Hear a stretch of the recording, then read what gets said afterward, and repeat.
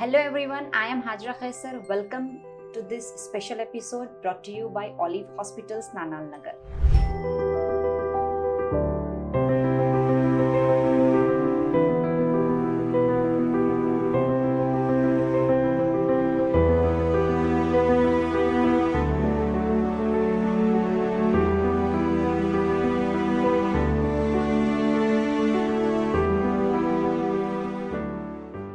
So today we have Dr. Akriti with us to discuss PCOS. हम इसको थोड़ा simple language में share करेंगे सो हमारे व्यूअर्स को इजीली समझ आ जाए. Hello, I'm Dr. Akriti Shukla Dhulipala, and I just want to say hi Hazra, hi everyone. Yes, ma'am. And I'm working as a consultant gynecologist in Olive Hospital. और आज हम discuss करेंगे PCOS के बारे में, क्योंकि हम देख रहे हैं कि PCOS के जो केसेस हैं उसके नंबर बहुत तेजी से बढ़ रहे हैं. तो आइए जानते हैं इसके बारे में. That's very helpful, Dr. Akriti. I am sure our viewers will relate to this. So I have few questions related to PCOS. With your permission, shall I begin? Sure. So my first question is, what exactly is PCOS? इसको हम थोड़ा simple language में थोड़ा explain कर दीजिए for our viewers. Okay, so PCOS stands for Polycystic Ovarian Syndrome or disease. Polycystic, इससे हम क्या समझते हैं? Cyst मतलब हमारी ओवरीज में मल्टीपल बबल जैसे वाटर बबल जैसे फॉलिकल्स बन जाते हैं. जो क्यों बनते हैं? Normally in human body, in female body 2 ovaries होती हैं एंड एवरी मंथ हमारी ओवरीज 1 या 2 एग्स रिलीज करती है, जिसे हम ओवुलेशन बोलते हैं. इन PCOS female what happens, ovulation का जो प्रोसेस होता है वो डिसऑर्गेनाइज्ड हो जाता है, इरेगुलर हो जाता है, जिसके कारण ये जो एग्स हैं ये ओवरीज में कलेक्ट होते जाते हैं और ओवरीज का साइज बढ़ता जाता है. वो उसका शेप जो होता है वो एक अंगूर के गुच्छे के जैसा हो जाता है, जो कि लीड करता है हार्मोनल इम्बैलेंस को, जिससे हमारे बॉडी में, फीमेल बॉडी में मेल हार्मोन्स का लेवल बढ़ जाता है और सिम्टम्स आने लगते हैं जैसे acne, thinning of hair, obesity and all. So this is a kind of endocrine disorder or hormonal disorder which is very common in reproductive age of females of reproductive age. Thank you, ma'am. That was very clear. So basically, it's all about hormonal imbalance in women, right? Yes. Okay. Right. What are the main causes of PCOS? जैसे अभी आपने बताया hormonal imbalance, या lifestyle भी effect करता है क्या? So Hazra, yes, lifestyle का रोल होता है. Exact cause of PCOS is not known yet, but इसका डायरेक्ट कनेक्शन है जेनेटिक्स से एंड इंसुलिन रेजिस्टेंस से. क्योंकि ऐसा देखा गया है जो PCOS से अफेक्टेड फीमेल्स हैं उनके रिलेटिव्स में अगर जाएं तो उनके ब्रदर एंड फादर को भी मेटाबॉलिक सिंड्रोम बहुत ज़्यादा कॉमन दिखाई देता है. Metabolic syndrome means diabetes, high BP, hypertension, hypercholesterolaemia, जिसमें फैट का लेवल हमारे ब्लड में बढ़ जाता है. सो जेनेटिक प्री डिस्पोजिशन के अलावा, जैसा आपने पूछा, लाइफस्टाइल जो है वो बहुत मैटर करता है. आज की जनरेशन में लोगों की लाइफस्टाइल बहुत ही डिसऑर्गेनाइज्ड है, स्ट्रेस लेवल बहुत बढ़ गया है, स्लीप इनएडिक्वेट है. सो ये एक मेन कॉज है PCOS के नंबर बढ़ने का. Yes, ma'am. That makes sense. Like lifestyle plays a big role along with hormones. Yes, absolutely right. Okay. So my next question is, what are the common symptoms of PCOS that women should notice? जैसे कि PCOS के ऐसे कौन से science होते हैं जो women ignore कर देते हैं?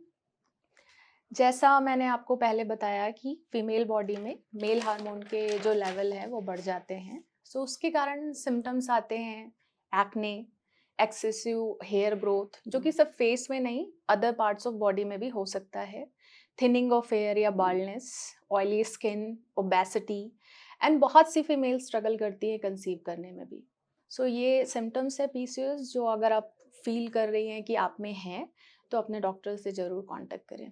Yes, ma'am. That's really helps in creating awareness. How PCOS is diagnosed? Does it require some test? जैसे कि डॉक्टर्स को यूजुअली कैसे पता लगता है PCOS है या नहीं? Right question. पीसीओएस को डायग्नोस करने के लिए हमें बहुत सारे क्राइटेरियाज देखने होते हैं। पहले हम हिस्ट्री पूछते हैं, जैसे कि ये सिम्टम्स आपको हैं क्या। उसके बाद कुछ physical examination and blood and sonography examination. History and ये सारे एग्जामिनेशन के बाद हम चेक करते हैं कि आउट ऑफ 3 अगर कोई फीमेल 2 क्राइटेरियाज फुलफिल कर रही हैं, जैसे कि उनको रेगुलर पीरियड्स हैं या फिर मिस्ड पीरियड्स हैं। सेकंड, उनमें साइन या सिम्टम्स हैं एक्सेसिव मेल हार्मोन्स के, जैसे मैंने बताया acne, thinning of hair, oily skin, obesity. And the third one is ultrasonography findings, जिसमें मैंने बताया था कि आपको ओवेरियन का साइज जो है, वॉल्यूम जो है वो बढ़ जाता है। सो ओवेरियन साइज बढ़ने की जो साइंस हैं वो हम अल्ट्रासोनोग्राफी से पिक कर सकते हैं, वो हम विजिबली नहीं देख सकते। सो ये सारी चीज़ें हम देखते हैं। इसमें अगर कोई भी फीमेल 2 क्राइटेरियाज भी फुलफिल कर रही है तो हम कंसीडर करते हैं कि she is affected with PCOS. Okay, got it. So it's not just about syndrome, but proper investigations are also necessary. Yes. Okay, fine. Can PCOS be completely cured? PCOS के बारे में जो गलत फहमियाँ होते हैं उन्हें थोड़ा क्लियर कर दीजिए। To be perfectly honest, Hazra, PCOS cannot be cured, but it can absolutely be controlled or managed. Okay. किसी भी PCOS अफेक्टेड फीमेल को जस्ट रिक्वायरमेंट होती है right knowledge, medical guidance, some medication and proper lifestyle modification. तो जो भी PCOS से affected है, मैं उनको ये एक सलाह देना चाहूँगी कि please avoid online gimmicks, say no to crash diets, processed food and focus on your lifestyle. That is very important. After doing all these things, a PCOS affected female can lead a healthy and balanced life. Yes, that's a very practical advice, ma'am. So, ma'am, what about fertility? कि women naturally conceive कर सकती है या treatment लेना ज़रूरी होता है? ऐसा नहीं है कि PCOS affected females naturally conceive नहीं कर सकती, डेफिनेटली वो कंसीव कर सकती हैं। लेकिन अगर हम कंपेयर करें पीसीओएस ग्रुप को नॉन पीसीओएस ग्रुप से, सो ये बहुत कॉमनली देखा गया है कि उन्हें स्ट्रगल थोड़ा ज़्यादा करना पड़ता है। लेकिन कुछ फर्टिलिटी ट्रीटमेंट्स अभी बहुत एडवांस हो गए हैं। सो जो पीसीओएस से अफेक्टेड हैं और जो स्ट्रगल कर रहे हैं प्रेगनेंसी कंसीव करने के लिए, उनके लिए मैं बस यही बोलना चाहूँगी कि आप अपनी डॉक्टर से मिलें। अननेसेसरी प्रैक्टिकल अपने आप में ना करें, क्योंकि अगर ये चीज़ें और डिले होती जाएँ तो आपके सिम्टम्स बढ़ सकते हैं, आपकी प्रॉब्लम्स बढ़ सकती हैं।